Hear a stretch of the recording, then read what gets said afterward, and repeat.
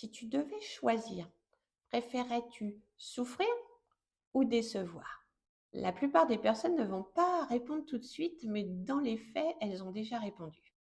Elles choisissent, et je parle de celles qui sont à risque de burn-out ou qui font des burn-out, elles ont choisi souvent de souffrir, en disant oui alors qu'elles pensent non, en voulant continuer alors qu'elles sont complètement épuisées, en s'oubliant pour ne pas déranger, pour ne pas décevoir, pour ne pas créer de conflit.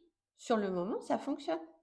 Elles continuent, les autres sont contents, elles ne créent pas de vagues, mais à l'intérieur, le prix, il est très élevé. Parce qu'à chaque fois que tu ne vas pas te choisir, tu vas t'éloigner de toi. Et ça, répéter jour après jour, ça fatigue, ça épuise même.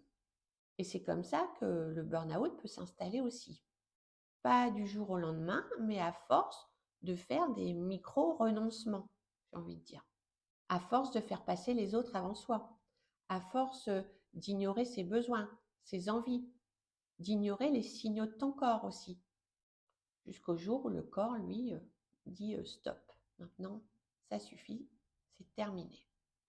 Aujourd'hui, je t'invite à te poser une question. Est-ce que je suis prêt à me faire souffrir pour ne pas décevoir les autres?